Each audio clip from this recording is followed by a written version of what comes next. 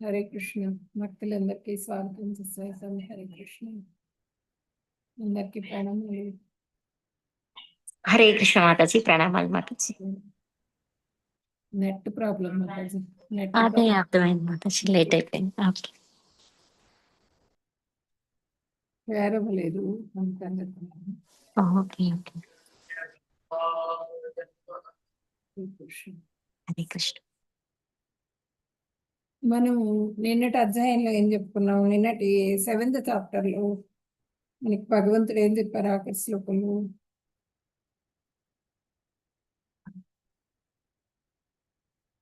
తాది భూతాది దైవం మాం సాధి యజ్ఞంచ ఏ విదుహు ప్రయాణ కాలే పిచమాం తే విధుర్యుక్త చేతసః అని చెప్పారు. నన్ను గూర్చి సంపూర్ణ జ్ఞానం గలవారై వ్యక్త భౌతిక ప్రపంచాన్ని, దేవతలను, సర్వ యజ్ఞ విధానాలను నడుపునట్టు దేవాది దేవుని నేనే, అన్ని యజ్ఞాలకి అధిపతి నేనే అని చెప్పినాను. ఎవరైతే తెలుసుకుంటారో దేవతలకు కానీ యజ్ఞాలకు కానీ అన్నింటికి కూడా అధిపతి నేనే అని ఎవరైతే తెలుసుకుంటారో వాళ్ళు మరణకాలంలో కూడా దేవాదేవుడినైన నన్ను అవగాహన చేసుకొని నన్నే తలుచుకుంటారు. అలా తలుచుకోవడం ద్వారా వాళ్ళని నా దగ్గరికి చేర్చుకుంటాను అని చెప్పారు నిన్నటి అధ్యాయంలో. నన్ను తెలుసుకోగలుగుతారు వాళ్ళు అని చెప్పనని నిన్నటి అధ్యాయంలో చెప్పారు. ఈరోజు అధ్యాయం స్టార్ట్ చేద్దాం. హరే కృష్ణ. ఓం అజ్ఞానతిమిరాంధస్య జ్ఞానాంజనశలాకయా చక్షురున్మిళితం యేన తస్మై శ్రీ గురవే నమః. శ్రీచైతన్యమనోభీష్టం స్థాపితం యేన భూతలే స్వయం రూపః సదా మహ్యం దదాతి స్వపదాంతికం. వందేహం శ్రీగురో శ్రీయుతపదకమలం శ్రీగురూన్ వైష్ణవాంశ్చ శ్రీరూపం సాగ్రజాతం సహగణ రఘునాథాన్వితం సంసజీవం సాద్వైతం సావధూతం పరిజన సహితం కృష్ణ చైతన్య దేవం శ్రీ రాధా కృష్ణ పాదాన్ సాగణ లలితా శ్రీ విశాఖాన్వితాంశ్చ హే కృష్ణ కరుణా సింధో దీనబంధో జగత్పతే గోపేశ గోపికా కాంత రాధాకాంత నమోస్తుతే. తప్త కాంచన గౌరంగే రాధే బృందావనేశ్వరి వృషభానుసుతే దేవి ప్రణమామి హరిప్రియే. వాంఛాకల్పతరుభ్యశ్చ కృపా సింధుభ్య ఏవ చ పతితానాం పావనేభ్యో వైష్ణవేభ్యో నమో నమః. నమో ఓం విష్ణుపదాయ కృష్ణప్రేష్ఠాయ భూతలే శ్రీమతే భక్తివేదాంత స్వామిన్యితి నామినే. నమస్తే సరస్వతి దేవే గౌరవాణి ప్రచారిణే నిర్విశేష శూన్యవాది పాశ్చాత్య దేశతారిణే. జయ శ్రీ కృష్ణ చైతన్య ప్రభు నిత్యానంద శ్రీ అద్వైత గదాధర శ్రీవాసాది గౌర భక్త బృంద. హరే కృష్ణ కృష్ణ కృష్ణ హరే హరే హరే రామ రామ రామ హరే హరే.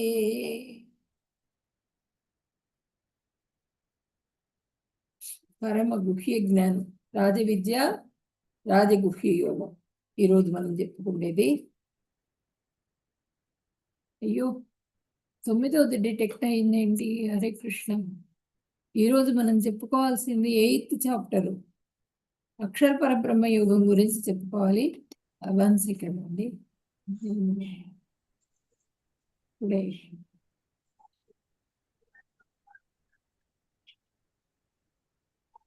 చేంజ్ చేస్తానండి.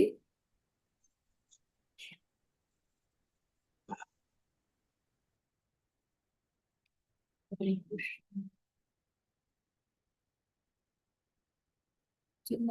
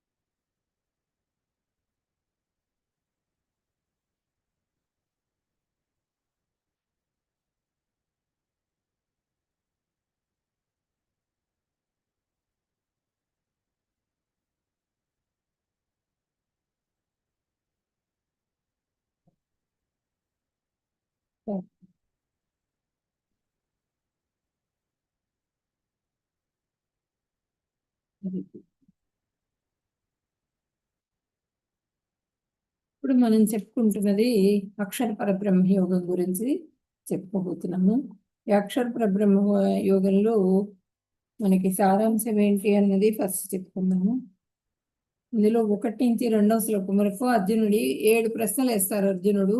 వాటికి సమాధానాలు 3, 4 శ్లోకాల్లో భగవంతుడు సమాధానాలు చెప్తారు. 5, 8 శ్లోకాల్లో 5 నుంచి 8 శ్లోకం వరకు మరణకాలంలో స్మరించడం ద్వారా భగవంతుడిని చేరుకుంటారు అని చెప్తారు.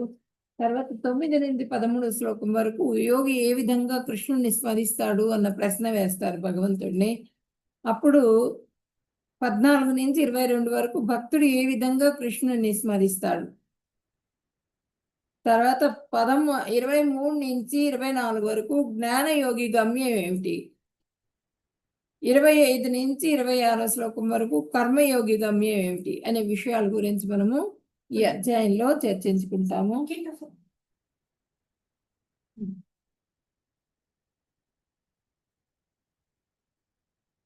ఇప్పుడు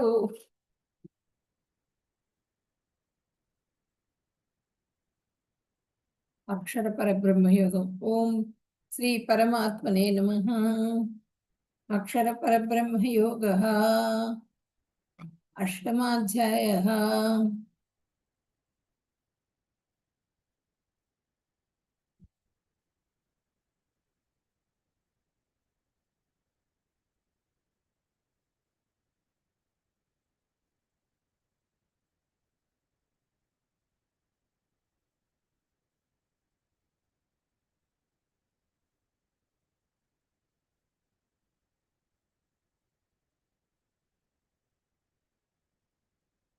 అర్జునుడు అడుగుతున్నారనమాట.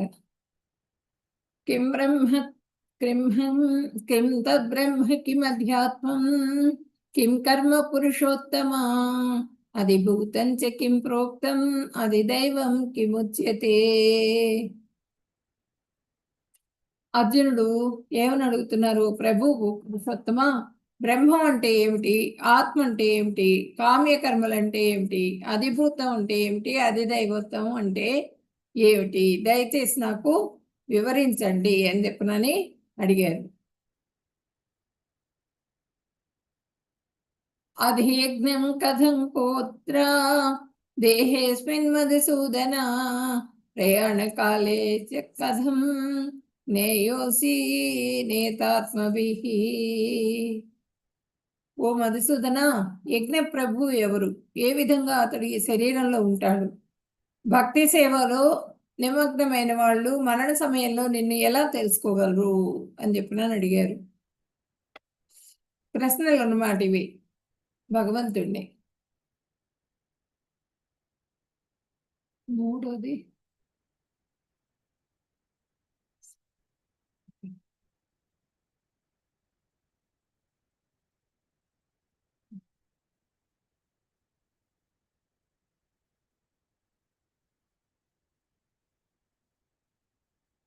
ఇప్పుడు భగవంతుడు చెప్తున్నారు, అక్షరం బ్రహ్మ పరమం స్వభావో అధ్యాత్మముచ్యతే భూత భావోద్భవకరో విసర్గ కర్మ సంహితః ఆదిభూతం క్షరో భావః పురుషశ్చాదిదైవతం అధియజ్ఞోహమేత్పాత్ర దేహే దేహభృతాంబర.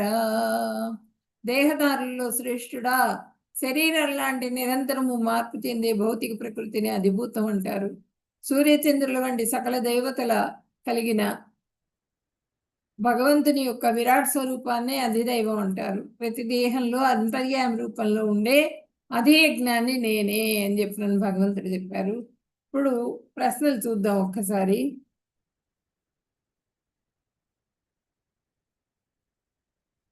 బ్రహ్మ అంటే ఏంటి అని అడిగారు. బ్రహ్మ అంటే ఏంటి అంటే అక్షరం, పరం బ్రహ్మ. అక్షరం ఎప్పటికీ నశించనిది అక్షరం అంటే. క్షరం లేనిది ఆ క్షరం, క్షరం లేనటువంటిది, నశింపు లేనటువంటిది. పరమం అంటే శ్రేష్టమైనది, నశించని వారిలో శ్రేష్టమైనది. ఎవరు? పూర్ణ పురుషోత్తముడు, ఆ భగవంతుడే. తర్వాత అధ్యాత్మం అంటే ఏమిటి? అధ్యాత్మం అంటే స్వభావం. బద్ధావస్థలో ఉన్న జీవాత్మ స్వభావం. బద్ధావస్థలో జీవాత్మ యొక్క చేతనం మిథ్యాహంకారంతో ఉంటుంది. అంటే ఆ మనస్సులో, చిత్తంలో ఏంటంటే అహంకారం మొత్తం కూడా స్టోర్ అయి ఉంటుంది. అహంకారం ద్వారా అంతఃకరణంలో పూర్తిగా చీకటి నిండిపోయి ఉంటుంది అనమాట. అవిద్యతో ఉంటుంది. అంతఃకరణలో ఉన్నటువంటి ఆ అహంకారం అంతా కూడా మార్పు వచ్చిన తర్వాత తన పైన ఆపాదించుకుంటుంది. అన్నీ కూడా అంతఃకరణలో ఉన్నవన్నీ, ఆ అహంకారము అవన్నీ కూడా తను చేస్తున్నట్టుగా అనుకుంటుంది జీవాత్మ. తన మీద ఆపాదించుకుంటుందిట. స్వభావ ఇతి. స్వభావ ఇతి అంటే పరమాత్మను ప్రాప్తింపజేసేది. శుద్ధ జీవ, శుద్ధ జీవుడు. అధ్యాత్మం అంటే, ఇప్పుడు అధ్యాత్మం అంటే ఏంటంటే మనకి ఇక్కడ ఏం చెప్తున్నారు? అధ్యాత్మం అంటే, అధ్యాత్మం అంటే జీవుడు, జీవాత్మ, జీవాత్మ యొక్క స్వభావం. బ్రహ్మం అంటే జీవుడు. తర్వాత జీవాత్మ యొక్క స్వభావం అధ్యాత్మం అంటే. తర్వాత అధ్యాత్మం అంటే అర్థం ఏంటంటే స్వభావం, పరమాత్మను ప్రాప్తింపజేసేది. శుద్ధ జీవ, శుద్ధ జీవుడు అన్నమాట. కర్మ అంటే ఏమిటి? భూత భావోద్భవ, సంసారాన్ని పొడిగించేది కర్మ అంటే. మనం చేసే కర్మల ద్వారా మనకి ఈ జన్మ అనేది మళ్ళీ మళ్ళీ పొడిగింపబడుతూ ఉంటుంది అనమాట. మళ్ళీ జన్మ లభిస్తూ ఉంటుంది, మనం మళ్ళీ జన్మ లభిస్తూ ఉంటుంది. ఈ విధంగా జన్మని పొడిగింపజేసేది. మొత్తం కూడా మనకి వంశాన్ని అభివృద్ధి చేస్తూ ఉంటాం అన్నమాట. మనం శరీరాల్ని ఉత్పత్తి చేస్తూ ఉండేది కర్మ. అంటే వంశవృద్ధి అంటారు కదా, ఒకళ్ళ తర్వాత ఒకళ్ళు, ఒకళ్ళ తర్వాత ఒకళ్ళు, అలా అలా వంశవృద్ధి జరుగుతూ ఉంటుంది ఆ కర్మ మూలంగా. పునర్జన్మనిచ్చేది. ఆ కర్మల్లో బద్ధుడైపోతాం మనం. బద్ధుడైపోయినప్పుడు మనకు మళ్ళీ పునర్జన్మ అనేది, మళ్ళీ మనిషిగా జన్మిస్తూ, మళ్ళీ మనిషిగా కానీ ఏదో ఒక దేహాన్ని మనం చేసిన కర్మని బట్టి పునర్జన్మని కలిగిస్తూ ఉంటుంది. తర్వాత అధిభూతం అంటే ఏమిటి? అధిభూతం అంటే ప్రకృతిలోని రకరకాల వస్తువులు, ప్రకృతిలో ఉన్నటువంటి వస్తువులన్నీ కూడా అధిభూతం అంటే భౌతిక ప్రకృతి. భౌతిక ప్రకృతి అంటే నశించిపోయేది.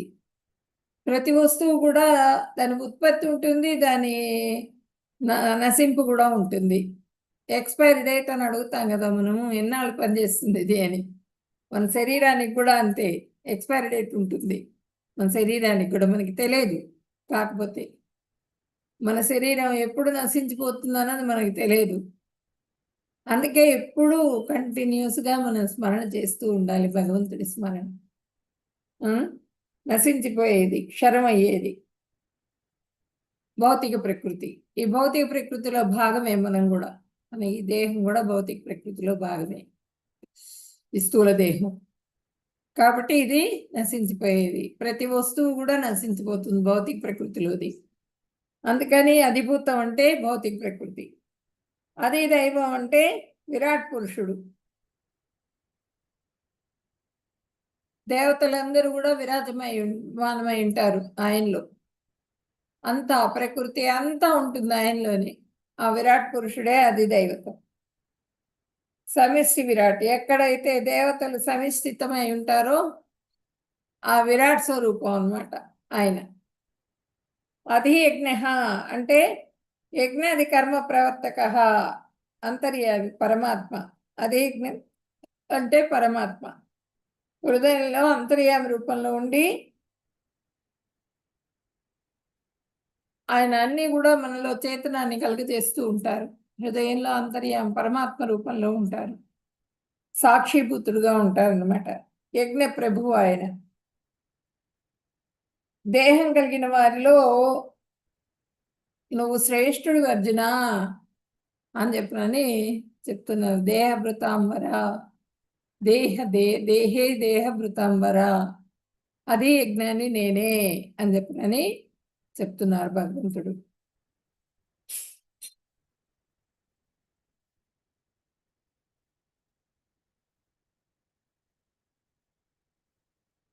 అది యజ్ఞమైన తర్వాత మరణ కాలంలో నేతాత్మలు ఎట్లా నేను గుర్తు చేసుకుంటారు, నువ్వెట్లా గుర్తుకొస్తావు వాళ్ళకి అంత్యకాలంలో అని అడిగారు ప్రశ్న. అడిగితే అది స్మరించడం ద్వారా కృష్ణ భగవానుని ఎలా తెలుసుకుంటాం? ఎప్పుడు కంటిన్యూస్గా స్మరణ చేయటం ద్వారా ఆ భగవంతుడిని తెలుసుకోగలుగుతాం అన్నమాట మరణకాలంలో.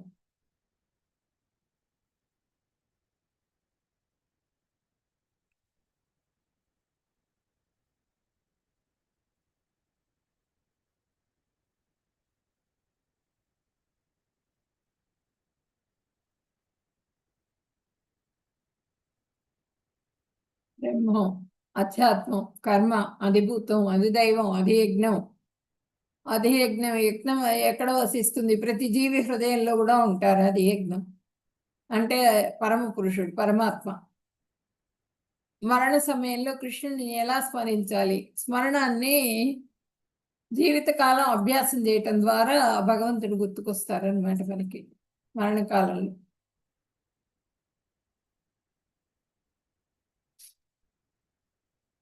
అంతకాలే చ మామేవ స్మరన్ముక్త్వా కలేవరం యప్రయాతి సమద్భావం యాతి నాత్యత్ర సంశయః. జీవిత చివరి సమయంలో కేవలం నన్నే స్మరణ చేస్తూ శరీరాన్ని విడిచిపెట్టేవాడు నా భావాన్ని పొందుతాడు, ఇందులో సందేహం ఏం లేదు. ఎప్పుడు కంటిన్యూస్గా భగవంతుడిని ఎవరైతే స్మరిస్తూ ఉంటారో వాళ్ళకి మరణకాలంలో భగవంతుడు గుర్తుకొస్తారు అని చెప్పనని చెప్తున్నారు. మనం ఏది గుర్తు చేసుకుంటే, మనకి దేని మీద ధ్యాస ఎక్కువగా ఉంటే ఆ రూపమే మనకి జ్ఞాపకం వస్తుందన్నమాట. మనం పూర్తిగా ఎప్పుడు ఆస్తులు ఆస్తులు ఆస్తులు ఆస్తులు, డబ్బు డబ్బు డబ్బు డబ్బు అంటూ చనిపోయామనుకోండి, ఆ డబ్బు ఆ చివరి సమయంలో మనకు ఆ డబ్బే కనిపిస్తుంది. ఆస్తులు ఎవరికి పంచాలి, సరిగా పంచలేదే పంచలేదే పంచలేదే, పిల్లలేరి ఇవన్నీ కూడా, ఇవన్నీ ధ్యాసలు. కంటిన్యూస్గా ఏదైతే స్మరిస్తూ ఉన్నామో అదే మనకు కనిపిస్తుంది. కంటిన్యూస్గా నువ్వు కృష్ణుడిని స్మరిస్తూ ఉన్నావు, ఆ భగవంతుడి నామ జపం చేస్తూ ఉన్నావు, అప్పుడు ఆ భగవంతుడే మన ఎదురుగుండా వచ్చి నిలబడతారన్నమాట. ఆయనే మనకు కనిపిస్తారు. ఇక్కడ అదే భీష్ముల వారిని చూపిస్తున్నారు. నిన్న కూడా చెప్పుకున్నాం మనం.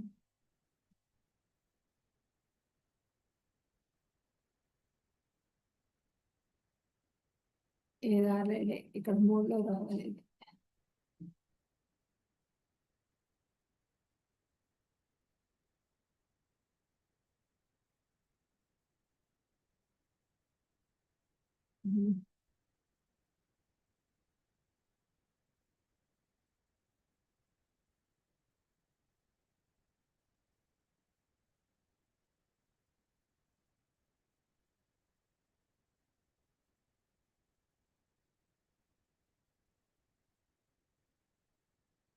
ఆరోది.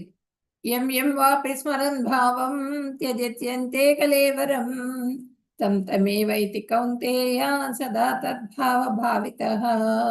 ఓ కౌంతేయ, మనిషి మరణ సమయంలో ఏ భావాలతో శరీరాన్ని వదులుతాడో ఆ భావాలకు తగిన స్థితినే పొందుతాడు. ఇప్పుడు ఇక్కడ భరత్ మహారాజుది స్టోరీ అన్నమాట. భరత్ మహారాజు ఆయన చాలా రాజర్షి ఆయన. ఇక్కడ చూడండి. అయితే ఆయన రాజ్యాన్నంతా ఛేదించి, అంటే పిల్లలకు ఒప్పజెప్పేస్తారు. సుభిక్షంగా ఉన్నటువంటి రాజ్యాన్నంతా కూడా పిల్లలకు ఒప్పజెప్పేసేసి ఆయన తపస్సు చేసుకుందామని వనాలకి గండకీ నది తీరానికి వచ్చేస్తారు. వచ్చేసి అక్కడ పర్ణశాలలో కూర్చొని ఆయన తపస్సు చేసుకుంటూ ఉంటారు.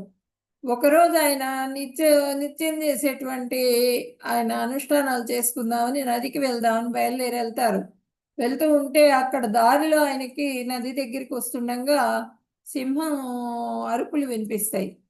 సింహగర్జనలు వినిపిస్తాయి. ఎదురుగుండా లేడీ పరిగెత్తుతూ ఉంటుంది.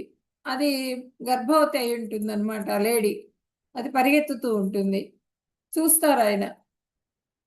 ఆయన అలాగే నడుస్తూ వెళ్తూ ఉంటారు. నది దగ్గరికి వెళ్తారు. నది దగ్గరికి వెళ్ళేటప్పటికి ఆ లేడీ కూడా నది దగ్గరికి వెళ్తుంది. ఆ నది దగ్గరికి వెళ్ళిపోయి సింహం దగ్గర నుంచి పారిపోదాం, సింహానికి దొరకకుండా ఉండాలని ఆ నది పాయ నుంచి జంప్ చేస్తుంది, అవతలికి దూకుదామని. నదిలో పడిపోతుంది. పడిపోయి అది చనిపోతుంది అనమాట. ఆ లేడీ ప్రసవం అవుతుంది. దానికి ప్రసవం అయి చనిపోతుంది. అది చనిపోయి అది కొట్టుకుపోతుంది. ఈ పిల్ల ఒడ్డు కొట్టుకొస్తుంది. ఒడ్డు కొట్టుకొచ్చేటప్పటికి అప్పుడు ఆయన, అయ్యో పుట్టంగానే తల్లిని పోగొట్టుకున్నావా నువ్వు అనేటువంటి దానికి జాలి కలుగుతుంది. ఆ జాలి కలిగి ఆ పిల్లని చేతిలోకి తీసుకుంటారనమాట. ఆ లేడీ పిల్లని చేతిలోకి తీసుకొని తన ఆశ్రమానికి తీసుకొని వెళ్తారు. ఆ గండకీ నది దగ్గర ఆశ్రమానికి తీసుకొని వెళ్ళి తన దగ్గర తులసి ఆశ్రమం, ఆ ఆశ్రమంలో అట్టి పెట్టుకుంటారు ఆ లేడీని. ఇంకా అట్టి పెట్టుకుని ఇంకా దాన్నే లోకంగా ఉంటారనమాట. దానికి ఆహారం తినిపించటం, లేత గడ్డి కోసుకొచ్చి దానికి తినిపించటము, దాన్ని ఒళ్ళో కూర్చోబెట్టుకోవటము, దానికి పాలు పట్టటము, దానికి సేవ చేస్తూ ఉంటారు ఎప్పుడు కంటిన్యూస్గా. దాన్ని వేరే మృగాల బారిన పడకుండా కాపాడటము. యజ్ఞం చేస్తున్నా అదే ధ్యాస ఆయనకి, తపస్సు చేస్తున్నా అదే ధ్యాస, కంటిన్యూస్గా అదే ధ్యాసలో పడిపోతారు. ఒక పిల్ల మీద తల్లి ఏ విధంగా పిల్లవాడి మీద ధ్యాస పెడుతుందో ఆ విధంగా ధ్యాస పడిపోతుంది ఆయనకి. కంటిన్యూస్గా 24 గంటలు దాందే ధ్యాస. ఇంకప్పుడు ఆయనకు కూడా కొంతకాలం అయిన తర్వాత మరణ సమయం ఆసన్నమవుతుంది. మరణ సమయం ఆసన్నమైనప్పుడు, అయ్యో నేను మరణిస్తే మళ్ళీ నా లేడీని ఎవరు చూసుకుంటారు, అది మళ్ళీ మృగాల బారిన పడిపోతుందేమో, క్రూర మృగాల బారిన అని చెప్పిన ఆయన దిగులు పడుతూ ఆయన చనిపోవటం జరుగుతుంది. ఆ చనిపోయే ముందు ఆయనకి ఆ లేడీ పిల్ల కనిపిస్తుంది. కనిపించేటప్పటికీ భగవంతుడు కనిపించలా. ఆయన వెళ్ళింది ఎందుకు వెళ్ళారు? ఆయన వెళ్ళింది ఆ రాజ్యం మొత్తం త్యజించేశారు. రాజ్యం కూడా వదిలేసేసి వెళ్ళిపోయారు తపస్సులు చేసుకుందామని. కానీ ఆ లేడీ మోహంలో పడిపోయారు. లేడీగా జన్మించారు. మళ్ళీ వచ్చే జన్మ లేడీగా వచ్చింది ఆయనకి. స్మరణ్ముక్త్వా కలేవరం. దేన్నైతే స్మరిస్తామో ఇది వచ్చేస్తుంది మనకి. అలా వచ్చేసింది ఆయనకి లేడీ జన్మ. ఆ లేడీ జన్మలో అయ్యో ఆయన గుర్తొచ్చింది ఆయనకి. తపస్వి కదా, ఆయన గుర్తొచ్చింది. ముందు జన్మ గుర్తుకొచ్చింది. అయ్యో ఎంత తప్పు చేశాను నేను, ఈ లేడీ మొహంలో పడిపోయానని చెప్పినాను అనుకుని ఇంకా గడ్డి అది ఏవి తినకుండా ఆయన పచ్చిగడ్డి తింటే చిన్న పురుగులు అవి కూడా తింటానేమో పాపం చేసినట్టు అవుతుందని ఎండుగడ్డి చిన్న చిన్న ముక్కలు కాస్త తింటూ ఆహారం తీసుకుంటూ ఆ లేడి జీవితాన్ని కూడా కొంతకాలం గడిపి అక్కడ ఋషులు మునులు వాళ్ళందరూ కూడా ఆశ్రమం కదా అక్కడ వాళ్ళు చేసేవన్నీ కూడా వింటూ వేదాధ్యయనం అంతా కూడా వింటూ శాస్త్రాలు వింటూ అది తనుగాలిస్తుంది. తనుగాలిచ్చిన తర్వాత అది ఒక పండితుడి కుమారుడుగా పుడతాడు. పండితుడి కుమారుడుగా పుట్టిన తర్వాత పండితుడు ఏం చేస్తాడంటే ఆ పండితుడు పిల్లవాడికి ఉపనయనం చేయాలని చెప్పినని 5 సంవత్సరాలు రాగానే ఆయన ప్రయత్నాలు చేస్తారు.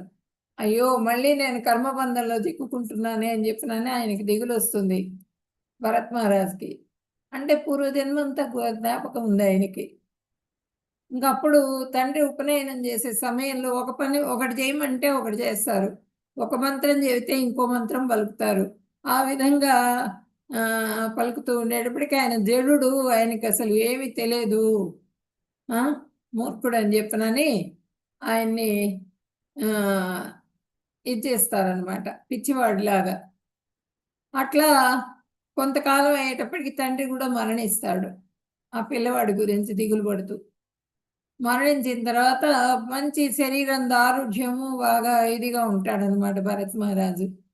ఉండేటప్పటికీ అన్నదమ్ములు బాగా లావుగా ఉన్నాడు, బాగా స్ట్రాంగ్గా ఉన్నాడు వీడు, ఏ పని చేయట్లేదు, ఇట్లా తయారయ్యాడేంటి వీడు అని చెప్పినని ఎట్లాగైనా దారికి తీసుకొని రావాలని చెప్పినని వాళ్ళు అక్కడ పొలం ఉంది కదా పొలం దగ్గరికి వెళ్ళి మంచం మీద కూర్చొని కాపలా గాయమని చెప్పినని పంపిస్తారు. ఆ మంచం మీద వీరాసనంలో కూర్చుంటారు భరత్ మహారాజు. కూర్చుని ఆయన భగవంతుడిని గురించి ఆలోచిస్తూ థింకింగ్ చేస్తూ కూర్చుంటారనమాట. అప్పుడు అటువైపు నుంచి కాళీ ఉపాసకులు వెళ్తూ ఉంటారు. కాళీ ఉపాసకులు వెళ్తూ ఉండి ఈ భరత్ మహారాజుని చూస్తారు. చూసి అబ్బా బాగున్నాడే వీడు, బాగా దృఢంగా ఉన్నాడు, వీడిని తీసుకెళ్ళి కాళికాదేవికి బలిద్దామని చెప్పినని తీసుకొని వెళ్తారు. ఆయన్ని కట్టేసి తీసుకొని వెళ్ళి కాళికాదేవికి బలిద్దామనే సమయానికి కాళికాదేవి ఆమెకు తెలుస్తుంది ఈయన పరమ భక్తుడు అని. తెలిసి ఆ ఉపాసకుల్ని సంహరించేసేసి ఆయన రక్షిస్తుంది అనమాట, వదిలేస్తుంది ఆయన్ని. అప్పుడు ఆయన మళ్ళీ అక్కడి నుంచి వస్తూ వస్తూ రాజుగారి పల్లకి మోస్తూ ఉంటే రాజుగారి పల్లకి బోయిలు ఏం చేస్తారంటే వీడు బాగా దృఢంగా ఉన్నాడు, వీడికి ఇద్దాం కొద్దిసేపు అని ఆ భుజం మారుస్తారనమాట. ఒక సైనికుడు పల్లకి మోసే బోయి పక్కకి వెళ్ళి ఇతనికి ఇస్తాడు ఈ భరత్ మహారాజ్కి. ఆ భరత్ మహారాజు హైట్గా ఉంటాడు కదా, హైట్గా ఉండేటప్పటికి ఆ పల్లకి సరిగ్గా ఇది కాదనమాట. అదొకటి ఆయన మనసులో ఎప్పుడు కూడా భగవంతుడి చింతనలో ఉంటాడు. ఆ భగవంతుడిని చూస్తూ ఆనందంలో ఇలా ఇలా ఊపుతూ ఆయన డాన్స్ చేస్తూ నడుస్తూ ఉంటారనమాట భగవంతుడి ధ్యానంలో. అప్పుడు ఆ లోపల ఉన్న రాజుగారు కూర్చోలేకపోతారు పల్లకీలో. ఏమిటి కుదుపులు ఈ విధంగా ఉందేంటి అని చెప్పినని దిగుతారు ఆపమని చెప్పి. ఏంటి ఇట్లా ఉందని అడిగితే ఇదిగో ఇతను కొత్తవాడు, ఇతన్ని ఇచ్చాము ఈ విధంగా చేస్తున్నాడని చెప్పంటే ఎందుకు అట్లా చేస్తున్నావు అని అడిగితే ఈయన నవ్వుతారనమాట.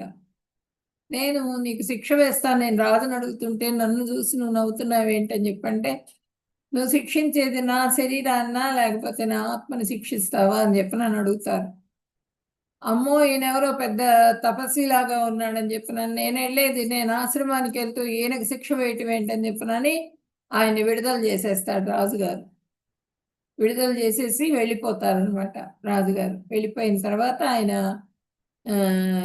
కొంతకాలం ఆ తపస్సులో ఉండి ఆయన దేహాన్ని తాలిస్తారు. అంటే ఏంటి, ఆయన 3 జన్మలు తీసుకోవాల్సి వచ్చింది. ఆ స్మరణముక్త కళేవరం మొత్తం ఆ వెళ్ళిపోయే సమయంలో ఏదైతే ధ్యానిస్తామో అదే మనకి లభిస్తుంది అని చెప్పినని మనము తెలుసుకోవాలి స్టోరీ ద్వారా.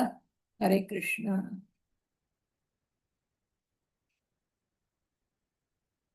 తస్మాత్ సర్వేషు కాలేషు మామనుస్మరయుధ్య చ మయ్యర్పిత మనోబుద్ధి మామే వైశ్యస్య సంశయం. ఓ అర్జున, అందువల్ల నిరంతరం నన్నే స్మరిస్తూ నీ కర్తవ్యమైన యుద్ధం చెయ్యి. మనస్సును బుద్ధిని నా యందు నిలిపితే నీవు నిస్సంశయంగా నన్నే పొందుతావు.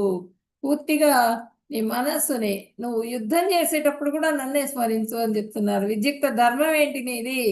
మనం ఎక్కడున్నా సరే అయ్యో బాత్రూంలో ఉన్నామే, ఎట్లా చేస్తాం భగవంతుడి స్మరణ? బాత్రూంలో హార్ట్ అటాక్ వస్తుంది కొంతమందికి, అప్పుడు స్మరించవా భగవంతుడిని?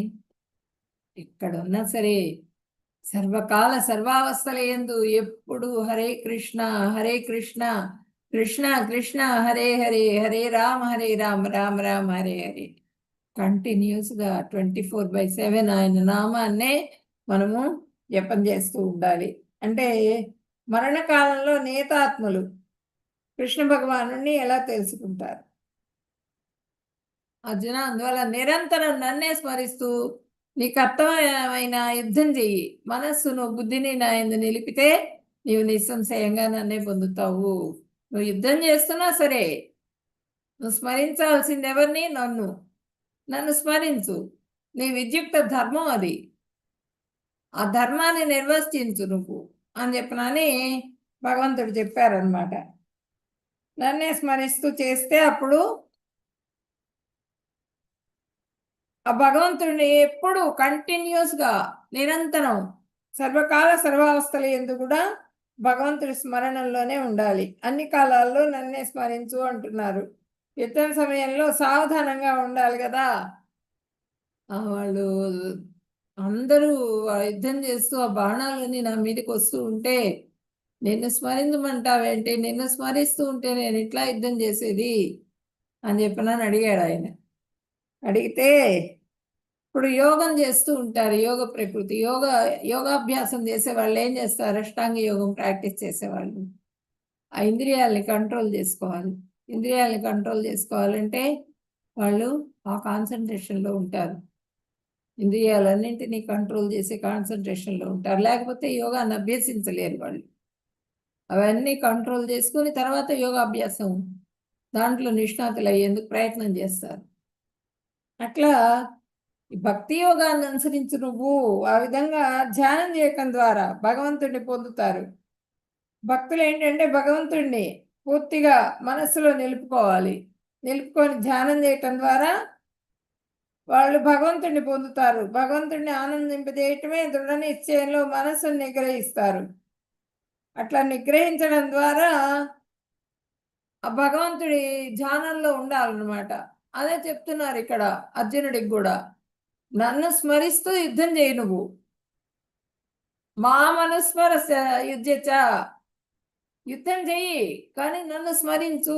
మామనుస్మర అని చెప్తున్నారు ఇక్కడ. మామే వైశ్యస్య సంశయం అని చెప్పారు. నిస్సంశయంగా నీవు నన్నే పొందుతావు. ఆ విధంగా చేస్తే గనక ఇప్పుడు యుద్ధం చేసేది ఎందుకు చేస్తున్నాడైనా? మోక్షరాజ్యాన్ని పొందటం కోసంగా, విజయం పొందేందుకు యుద్ధం చేస్తున్నది ఇది. కాబట్టి మోక్ష సామ్రాజ్యాన్ని పొందాలి ఆయన. కాబట్టి ఆయన ఎప్పుడు కూడా భగవంతుడి స్మరణలోనే ఏ పని చేసినా కూడా భగవంతుడి స్మరణలోనే చేయాలి. మనం కూడా అంతే.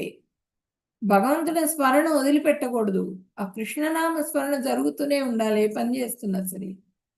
అదే ఇక్కడ అర్జునుడికి కూడా చెప్పారు. నన్ను స్మరిస్తూ యుద్ధం చెయ్యి నువ్వు.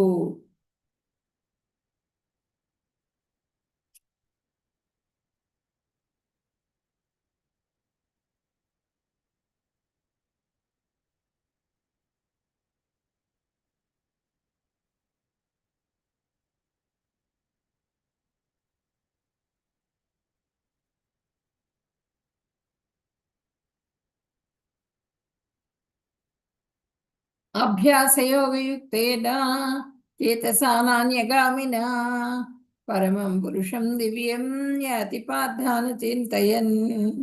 ఓ పార్థ, మనస్సుని ఎల్లప్పుడూ నా నామస్మరణలోనే నిలిపి మార్గం నుండి తప్పుకోక నన్ను దేవదేవునిగా ధ్యానించేవాడు ఖచ్చితంగా నన్నే చేరుకుంటాడు అని చెప్తున్నారు. అభ్యాసం ఎప్పుడు కూడా అభ్యాసం చేయాలి. ఆ అభ్యాసం చేయటం ద్వారా నన్ను చేరుకుంటారు. మనస్సును పూర్తిగా, మనస్సు అంతఃకల్మషాలతో నిండి ఉంటుంది పూర్తిగా మనస్సు. ఆ అంతఃకల్మషాలన్నీ కూడా పోవాలి. అవి ఎలా పోతాయి? ఆ నామస్మరణ ద్వారా మనలో ఉన్నటువంటి అంతఃకల్మషాలన్నీ ఆటోమేటిక్గా అవి ప్రయత్నపూర్వకంగా ప్రయత్నం చేయక్కర్లా. యోగాభ్యాసం చేసినట్లుగా అష్టాంగ యోగులు చేసినట్టుగా, జ్ఞాన యోగులు చేసినట్టుగా మనం ప్రయత్నం చేయక్కర్ల. భక్తి యోగులు ఆటోమేటిక్గా మనసులో ఉన్నటువంటి కల్మషాలన్నీ కూడా తొలగిపోతాయి. కాబట్టి నువ్వు చేయాల్సిన అభ్యాసం ఏంటి? పూర్తిగా స్మరణ చేయాలి. మనకి 7వ అధ్యాయంలో శ్రవణం గురించి చెప్పారు. ఇది స్మరణం గురించి చెప్తున్నారు 8వ అధ్యాయంలో మనకి. నా స్మరణ చెయ్యి, నువ్వు చేయటం ద్వారా నా చింతన చెయ్యి. పార్థాన చింతయన్,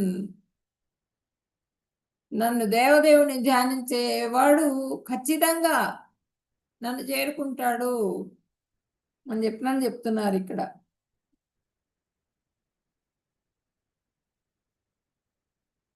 వృధా కుమార, ఎల్లప్పుడూ తలంచుతూ చింతయన్, అనుచింతయన్, అనుచింత, మళ్ళీ మళ్ళీ మళ్ళీ మళ్ళీ కంటిన్యూస్గా ఆపకుండా అలా చేయటం ద్వారా నువ్వు నన్నే పొందుతావు అని చెప్పారు ఇక్కడ.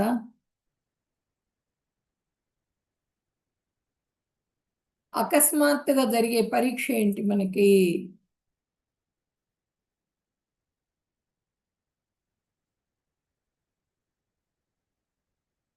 ఆ అకస్మాత్తుగా జరిగే పరీక్షకి మనం ఎప్పుడు కూడా సిద్ధంగా ఉండాలి. సిలబస్ ఏంటి?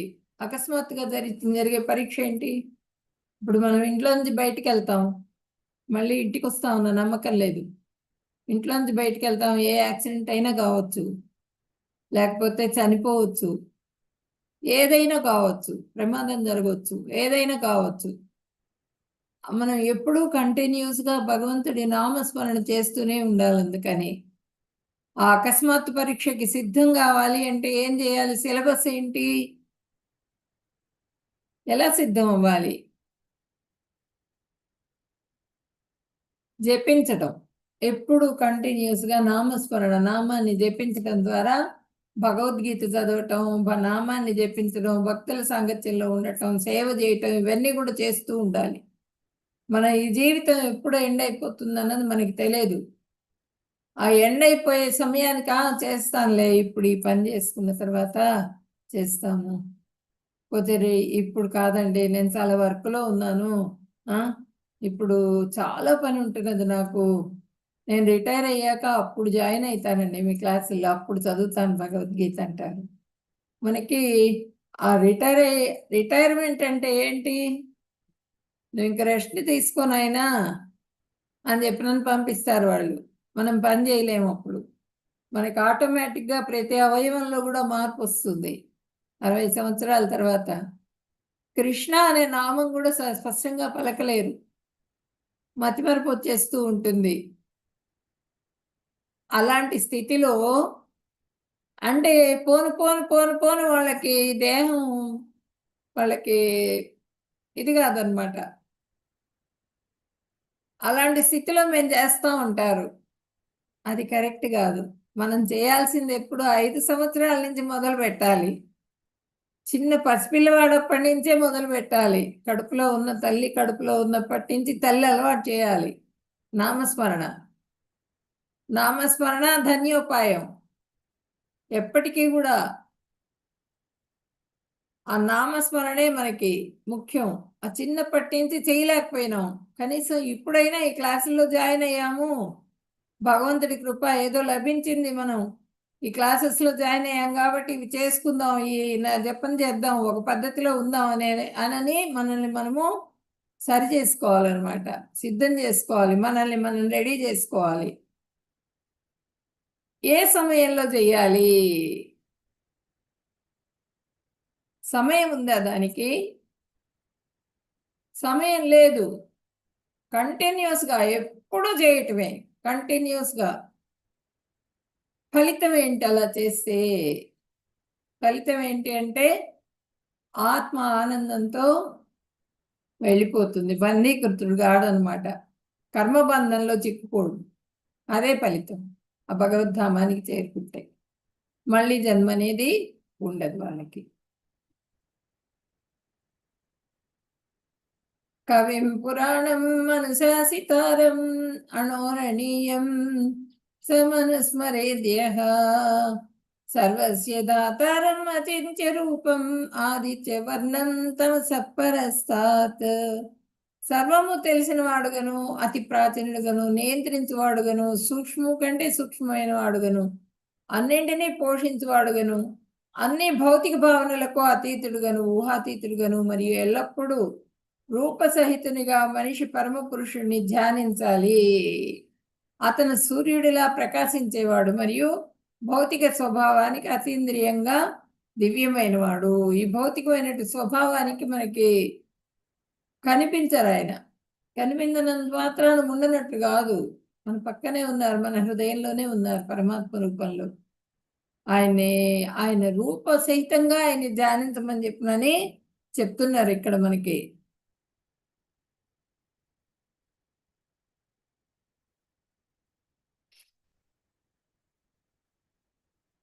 కవిం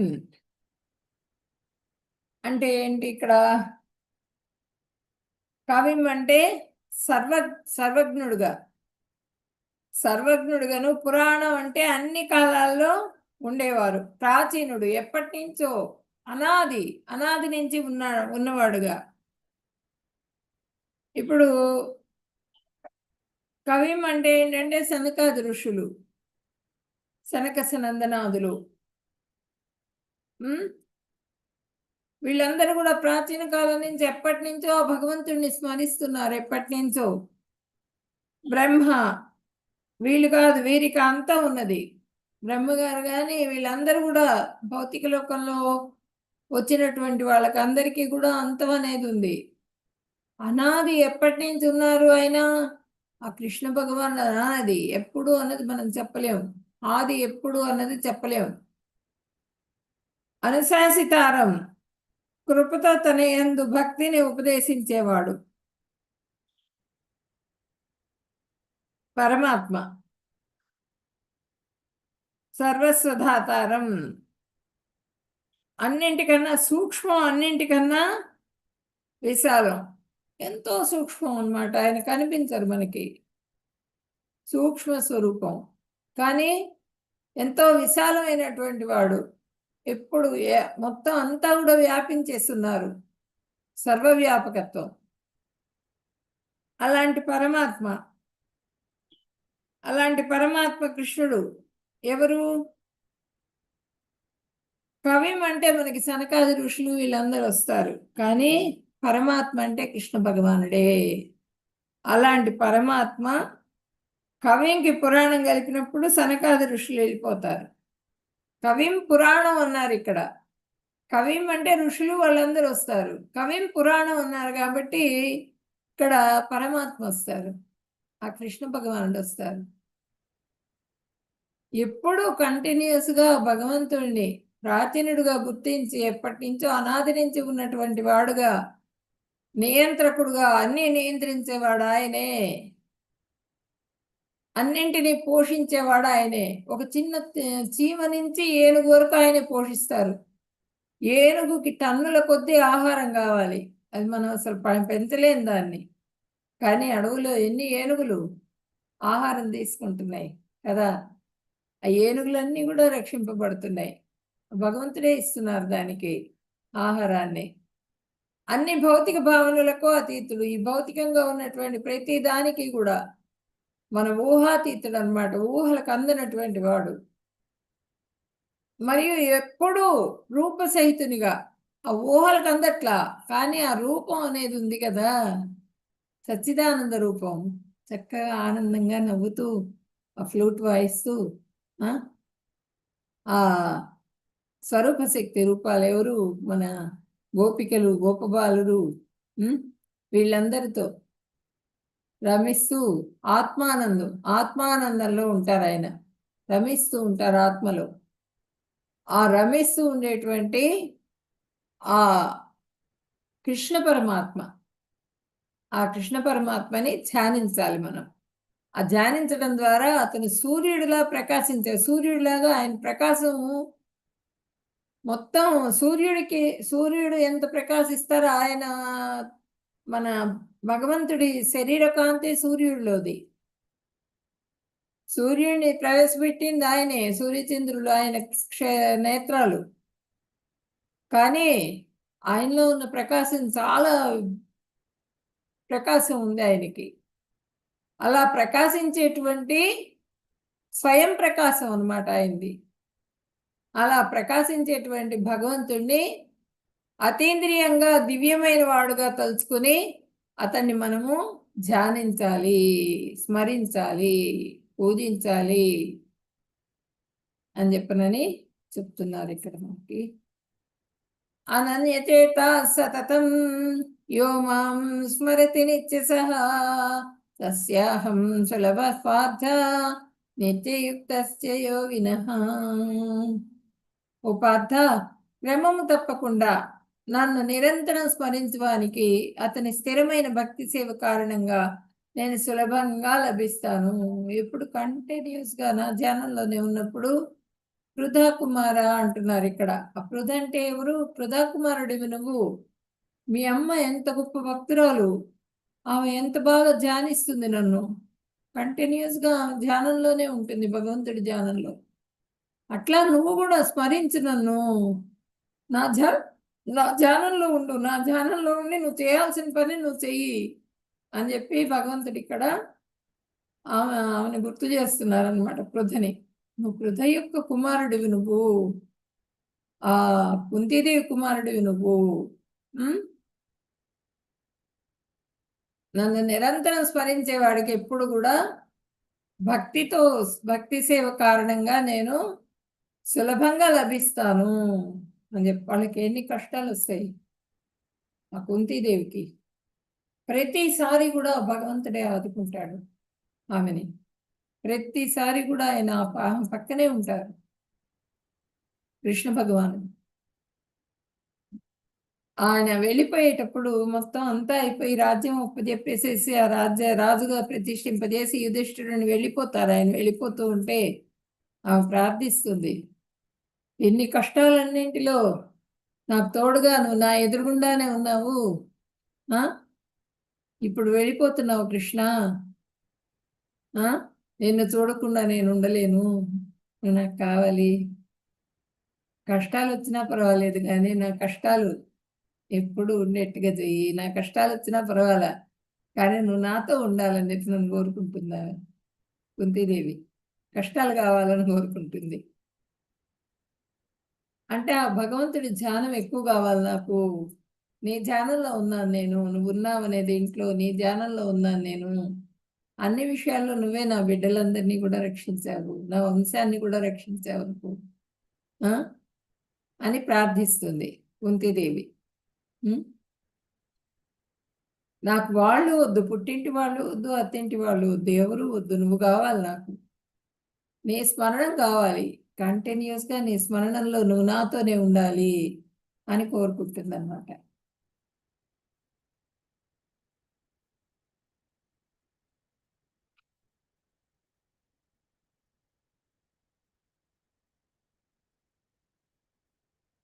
ఇక్కడ కుచేలుడు చూడండి, ఇక్కడ ఈయన ఆ విద్యాభ్యాసానికని వెళ్ళినప్పుడు అక్కడ స్నేహితుడు అనమాట కుచేలుడు. ఇద్దరు చక్కగా స్నేహితులు, సకులు అనమాట. సకులుగా ఉండి, స్నేహితుడుగా ఉండి ఆయనకి అన్ని కూడా తినిపించటము, ఆయన దగ్గర అంత ప్రేమగా. ఆ వర్షం కురుస్తూ ఉంటే వెళ్ళినప్పుడు ఆ చేలం తీసి ఆయన కప్పాట కృష్ణ భగవానుడికి, వర్షంలో తడవకుండా ఆయన ఒంటి మీద ఉన్నటువంటి వస్త్రాన్ని తీసి కప్పారట కుచేలుడు. ఆయనకి ఎంత ఐశ్వర్యాన్ని ఇచ్చారు భగవంతుడు, పూర్తిగా ఆయన హ్యాపీగా ఉండేందుకు అంటే ఆయన అడగకుండానే ఆయనకి ప్రాప్తింపజేశారు. ఇక్కడ చూడండి, గురువు ఈయన, గురువు దగ్గర ఆయన విద్యలు నేర్చుకుంటున్నారు కృష్ణ భగవానుడు, బలరాముడు. హరే కృష్ణ.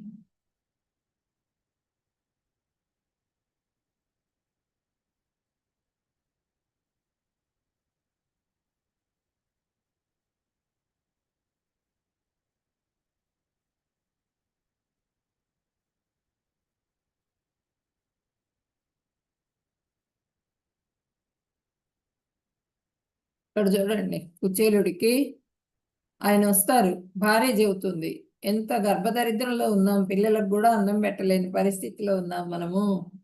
మీకు స్నేహితుడు కదా, కృష్ణ భగవానుడి దగ్గరికి వెళ్ళి అడిగి ఏదైనా తీసుకుని రండి అని చెప్పి పంపిస్తుంది.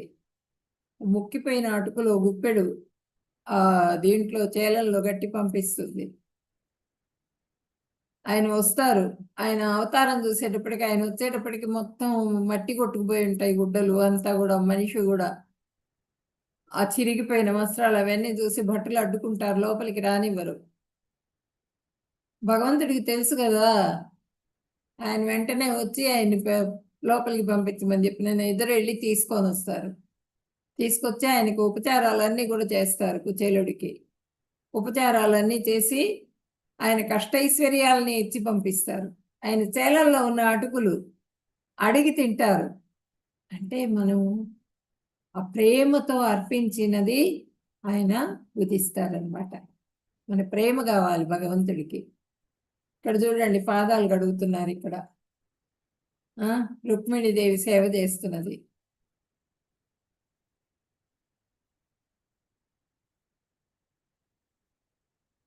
మాముపేత్య పునర్జన్మ దుఃఖాలయం అశాశ్వతం నాప్నువంతి మహాత్మానః సంసిద్ధిం పరమాంగతాః.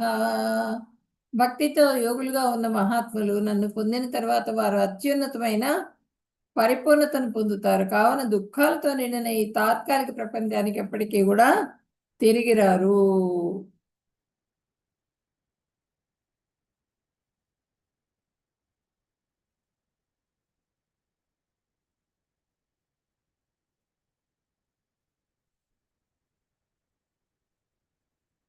ఇక్కడ యోగులు యోగాభ్యాసం చేస్తారు, భక్తి యోగులు. భక్తి యోగులు గురించి చెప్తున్నారు ఇక్కడ, అష్టాంగ యోగులు కాదు. భక్తితో యోగులుగా ఉన్న మహాత్ములు అంటే ఎప్పుడు భక్తి యోగి ఏంటి, శుద్ధ భక్తుడుగా ఎప్పుడు కంటిన్యూస్గా భగవంతుడిదే ఆనందమే నా ఆనందం అని నిత్యం ఆయన స్మరణలోనే ఉంటారు. అలా ఉన్నటువంటి వాళ్ళు నన్ను పొందిన తర్వాత ఆయన్ని పొందుతారు. పొందిన తర్వాత వారు అత్యున్నత పరిపూర్ణతను పొందుతారు. ఆ భగవంతుడు లభిస్తారనమాట, ఆయనకి పరిపూర్ణతను పొందుతారట. పొందిన తర్వాత వాళ్ళు దుఃఖాలు నిండిన ఈ తాత్కాలిక ప్రపంచంలోకి రారు. ఇంకా వాళ్ళు శరీరం చాలించిన తర్వాత వాళ్ళని ఇట్లా గరుత్మంతుడి మీద వస్తారు ఆయన, కృష్ణ భగవానుడు వచ్చి వాళ్ళని ఎక్కించుకుని తీసుకొని వెళ్ళిపోతారు. అంటే ఏవి టచ్ కావుట, ఏ లోకాలు కూడా టచ్ కాకుండా డైరెక్ట్గా ఆ వైకుంఠానికి, ఆ కృష్ణధామానికి తీసుకొని వెళ్ళిపోతారు.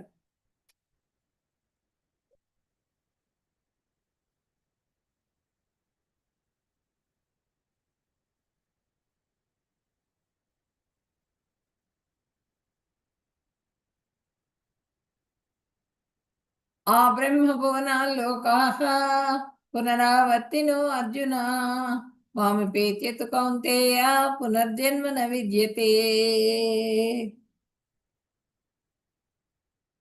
ఇప్పుడు కర్మయోగము, జ్ఞానయోగము, హఠయోగము ఇవన్నీ చేసిన వాళ్ళందరూ కూడా కృష్ణుని దివ్య నివాసమును శాశ్వతంగా చేరటకు ముందు భక్తి యోగం నందు సంపూర్ణతను పొందాలి.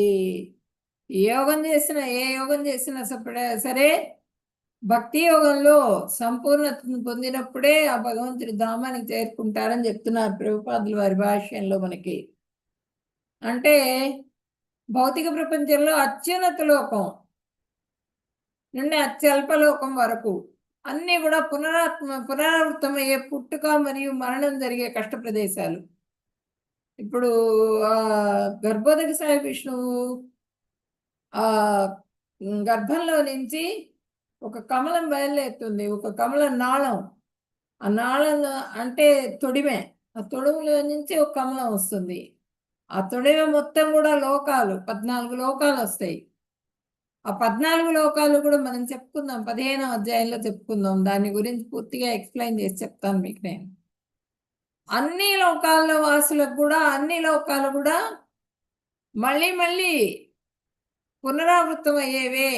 ఆ లోకవాసులు కూడా మళ్ళీ పుట్టుకను తీసుకుంటారు.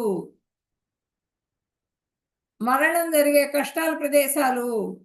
కానీ కుంతి కుమారుడా, నా నివాసానికి చేరుకున్నవాడు మరలా జన్మించడు. ఆ చింతామణి ధామానికి చేరుకున్నప్పుడు అక్కడి నుంచి మళ్ళీ వాళ్ళకి జన్మ అనేది ఉండదు అని చెప్పనని భగవంతుడు చెప్తున్నారు అనమాట.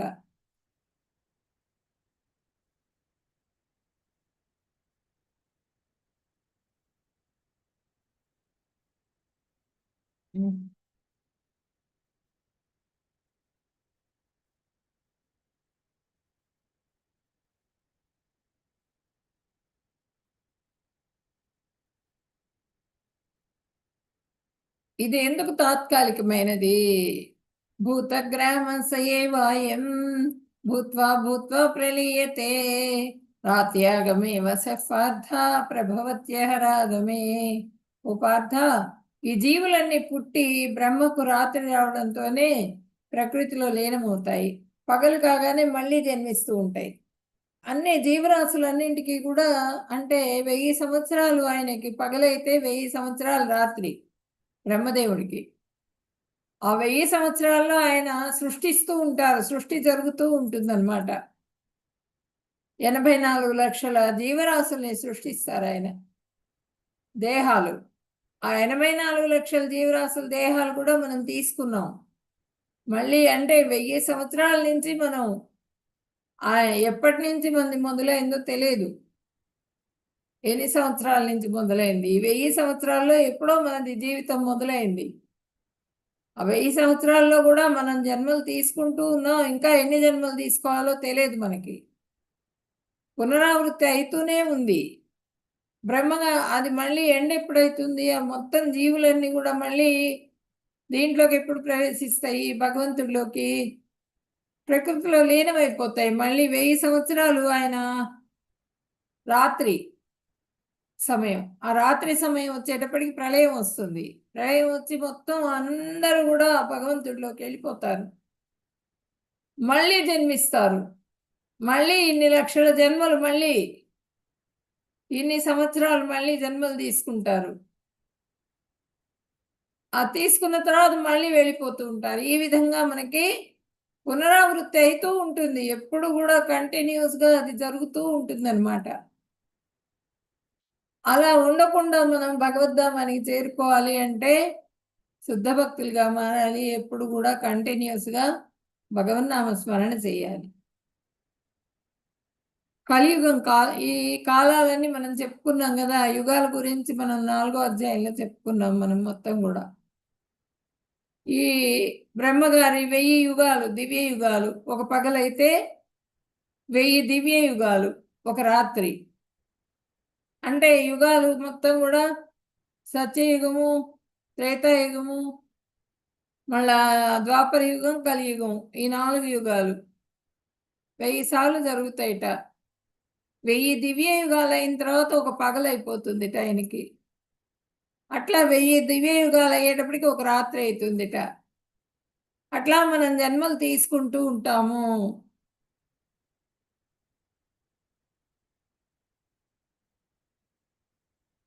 ఇరవై ఒకటోది.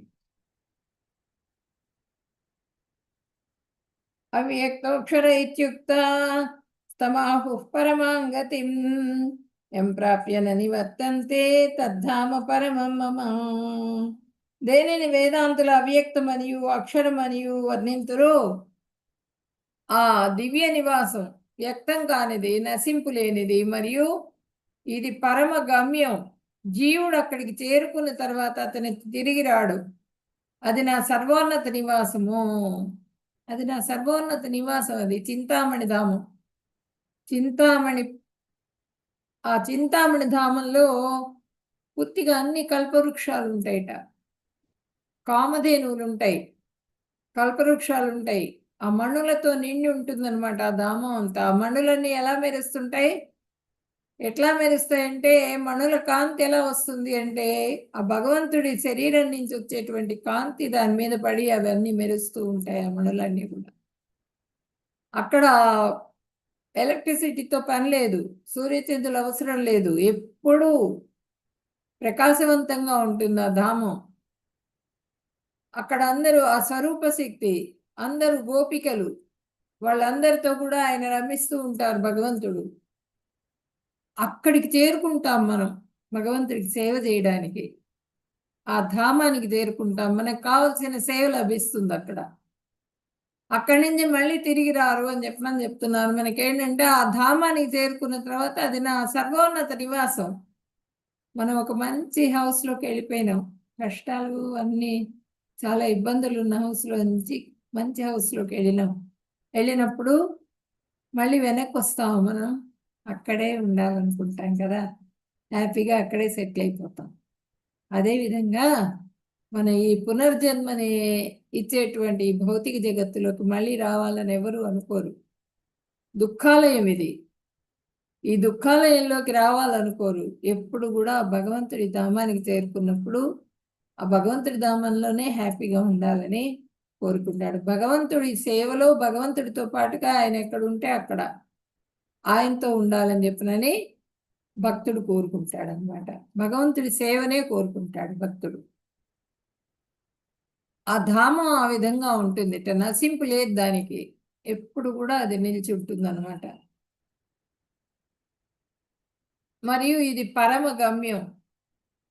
జీవుడు అక్కడికి చేరుకున్న తర్వాత అతను తిరిగి రాడు. అది నా సర్వోన్నత నివాసము.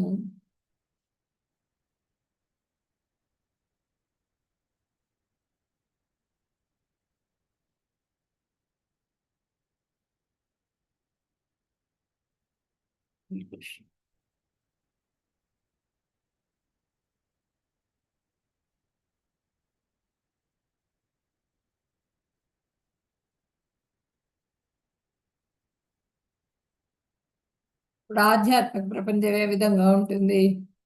ప్రతి పదం కూడా పాటే, ప్రతి అడుగు కూడా నృత్యమే.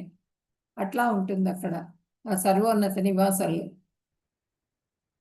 భౌతిక ప్రపంచం ఎలా ఉంటుంది? ఈ విధంగా ఉంటుంది. బయటికి వెళ్ళిన వాడు ఇంటికి తిరిగి వస్తాడా అన్నది తెలియదు. ప్రతి అడుగు ప్రమాదమే, ప్రతి పనిలో బాధలే.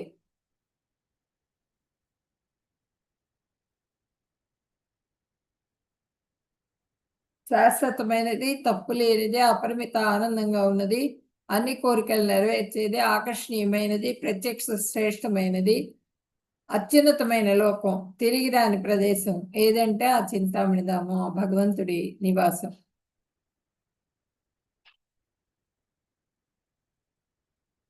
వీళ్ళు చూడండి భక్తితో ఈ విధంగా సేవ చేస్తున్నారు. చేసినప్పుడు వాళ్ళకి హృదయంలో ఆ రూపం ఉంటేనే అది చేయగలుగుతారు.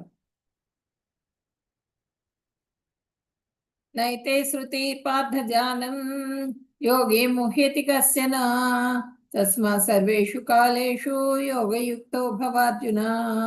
అర్జున, ఈ రెండు మార్గాలు తెలిసిన భక్తులు ఎప్పుడు కలవరపడరు. అందువల్ల నీవు ఎప్పుడు ఎల్లప్పుడూ భక్తి ఎందు స్థిరపడము. ఎప్పుడు కూడా కంటిన్యూస్గా భక్తిలోనే స్థిరపడు. నువ్వు భక్తి యోగ ఎప్పటికీ కూడా ఆయన కలవరపడ్డు. ఈ యోగాలు జ్ఞాన యోగము, ధ్యాన యోగము ఇవన్నీ కూడా, ఈ యోగాభ్యాసం కూడా దీంట్లో కూడా అది అవి స్థిరం కాదు. అవి నిశ్చలంగా తప్పకుండా ఆ యోగంలో సక్సెస్ అవుతాడు అని లేదు,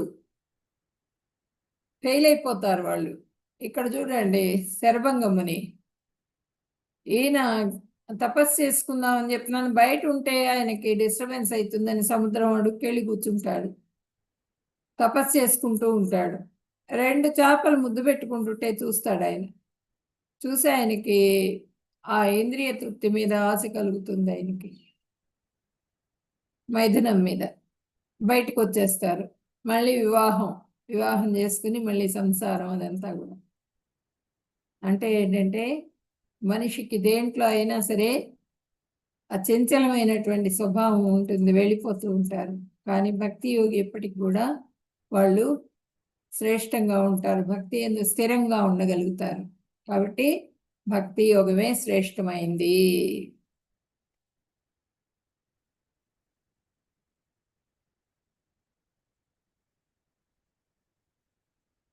వేదేషు యజ్ఞేషు తపస్సు చైవ దానేషు యత్పుణ్యఫలం ప్రదిష్టం అత్యేతి తత్సర్వమిదం విదిత్వా యోగి పరం స్థానముపైతి చాద్యం.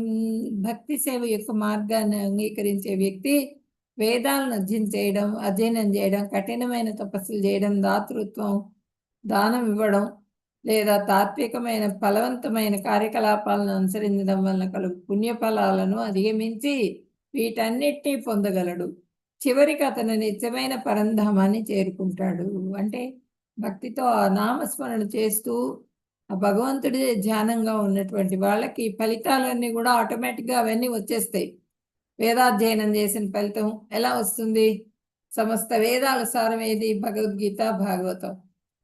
ఇవి చదువుతూ ఉంటాం. వేదాలు పురాణాలు చదివినట్లే లెక్క అవి చదువుతూ ఉంటే. కఠినమైన తపస్సులు చేయాల్సిన అవసరం లేదు. మనం తపస్సు ఈ జపయజ్ఞం చేస్తూ ఉంటాం. దాతృత్వం అక్కర్లేదు, దానం ఇవ్వాలి, ఇవన్నీ కూడా ఏం లేవు. తాత్విక మరియు ఫలవంతమైన కార్యకలాపాలు, దానం ఇస్తే మళ్ళీ ఫలితం వస్తుంది మనకి అనేటువంటి ఆలోచన వాళ్ళకి ఉండదన్నమాట. పుణ్యఫలాలను అధిగమించి ఇలాంటి పుణ్యం కోసం పుణ్యము వద్దు, పాపం వద్దు, ఏది వద్దు, నాకు నీ ధ్యానాన్ని స్మరణ నువ్వే కావాలి నాకని చెప్పి కోరుకుంటాడు శుద్ధ భక్తుడు. వీటన్నింటినీ కూడా అధిగమించి వాళ్ళు ఆ పరంధామాన్ని చేరుకుంటారు అని చెప్పనని చెప్తున్నారు మనకి.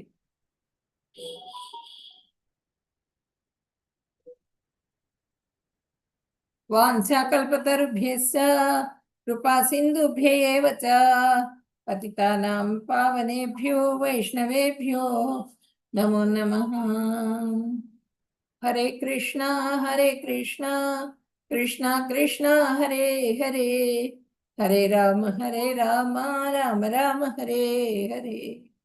హరే కృష్ణ.